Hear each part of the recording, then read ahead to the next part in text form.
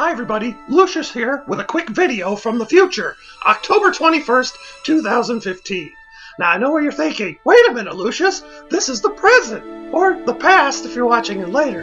But it's actually what I mean is it's the future that they went to in Back to the Future 2. So it's Back to the Future Day on October 21st, 2015.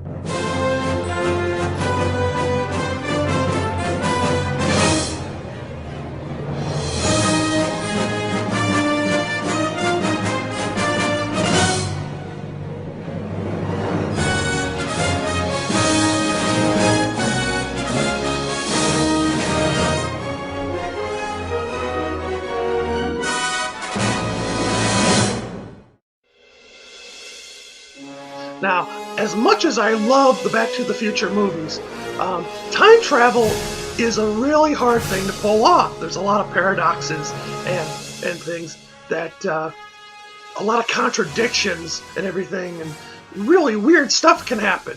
And they do address that in the movies, and they try really hard to talk about, like, alternate timelines and things. Now, the nitpicks that I have with the movies is, as well written as they were, they're not like the stuff about like what they predicted for 2015, like Texaco still being around, or the World Series being over before the end of October, whatever, or newspapers still being like the main way to get your information, and the fact that they only made 4 Jaws movies, not 19. I don't know what they're doing. But anyway, my nitpicks are with the basic time travel questions, that and the problems that they talk about.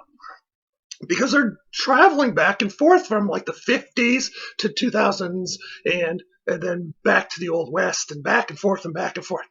Well, anyway, I know Doc Brown addresses this in Back to the Future too, when old Biff from 2015 steals a sports almanac from the 1950s, 2000s, and he goes back to 1955 to give his younger self the way to win all these bets and become a millionaire.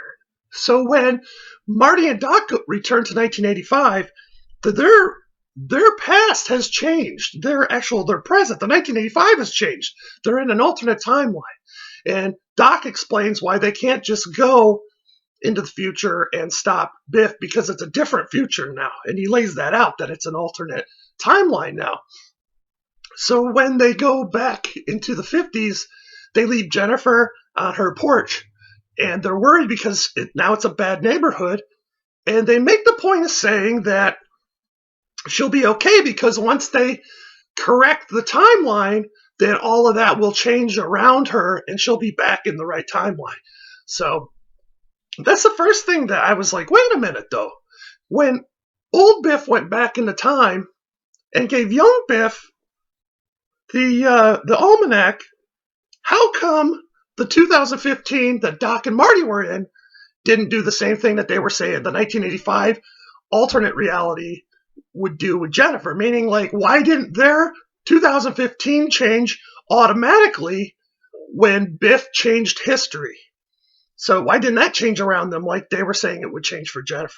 I don't know. It's hard to explain, but it's hard to understand, kind of. And then I was like wondering how many DeLoreans there were, and how many Docs and Martys there were, because when I went back to 1985, Doc was making a point of saying that, look, I've been committed, and I was like, but no, you haven't, though. You're running around now. So that would mean that there's another Doc somewhere back in 1985 in the alternate timeline. So, and there would probably be another Marty, too. And then in the Old West, Marty finds the DeLorean that Doc left for him from the Old West, and he goes back to the Old West. So that means there's 2 DeLoreans in the Old West. So that's really confusing. But I think the biggest thing for me was how Back to the Future 1 ended. And it seems like, on the surface, it seems like a happy ending because now Marty's mom's not an alcoholic, and his brother and sister are more successful, and his father's like a famous author, and Biff doesn't pick on him anymore. And he gets a new truck. But what's weird is that I know Crispin Glover got kind of he took issue with the ending. He didn't think that was a right ending. Didn't send the right message about how, Marty was happy because his parents were rich and stuff and whatever. But my problem with the ending is that Marty doesn't know these people anymore. He's not lived that life. This is like this is an alternate reality, which would mean that there's another Marty there somewhere running around. And not only that, though, it's weird because what I think should have happened was he should have gone back to the right time, and everything should have been the same, except Marty should have had a talk with his father when Biff would pick on him and stuff, and he should say, "Remember that how you stood up to him back in the 50s at the Enchantment Under the Sea dance, you know."